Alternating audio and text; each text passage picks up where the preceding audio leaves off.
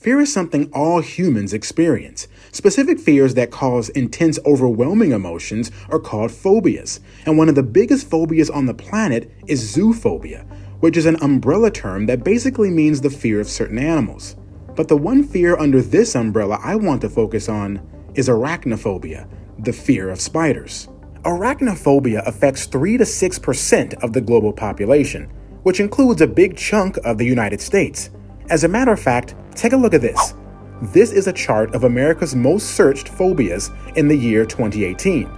As you can see, fear of spiders was tied with fear of people with a total of 11 states. Now, I know what you're thinking. Fear of people is a rather interesting thing to look up online, but we'll get to that in another video. Anyway, here's my thought. If fear of spiders is and will forever be this prominent, unless spiders or humanity goes extinct, is it possible to be born with arachnophobia? That's what I want to analyze today, so stay tuned. I'm Chris, and you're watching Factsma.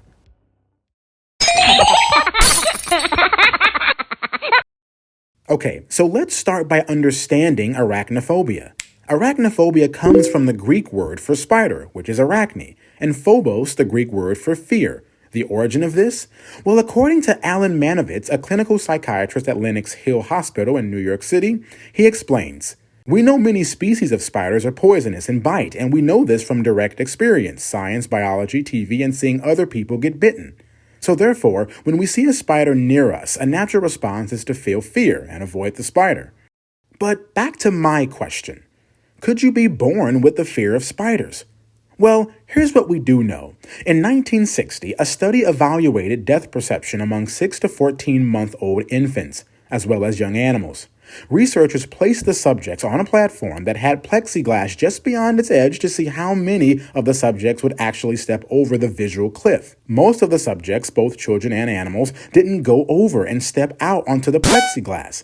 This meant the fear of falling is an instinct necessary for the survival of many species. The other fear we're most likely born with is loud noises. When you hear loud sounds, you most likely will react with a fight or flight type of response.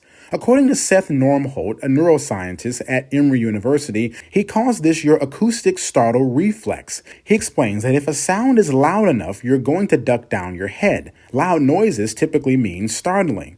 That circuitry is innate. It's a response we have that signals something dangerous may be around the corner. So, humans are born with the fear of loud noises and the fear of falling, which means it's instinctive. Unfortunately, something like arachnophobia wouldn't be instinctive, because at birth you wouldn't even know what a spider is yet, or what it looks like. Something like spiders and snakes are called natural fears, developed at a young age, influenced by our environment and culture. So a young child isn't automatically scared of spiders, but builds on cues from their parents. You get evidence from your parents and your environment that you need to be scared of these things. And while the fear itself is learned, that doesn't mean instinct isn't involved. Humans fear certain things like spiders and snakes because of evolution. In fact, studies have found that when asked to pick out spiders and snakes from a collection of pictures, both preschoolers and adults react more quickly than when asked to pick out non-threatening items like flowers from the same collection. That's believed to happen because of the bias we have carried towards spiders throughout time. So, what do we learn here? Well, while it isn't possible to be born with the fear of spiders, scientists are still doing research to uncover the hidden areas of fear. Fear is a broad area, and there are so many things that we still don't know.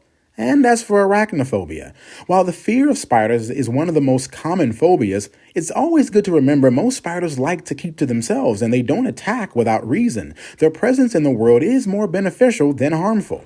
But, as always, what do you think?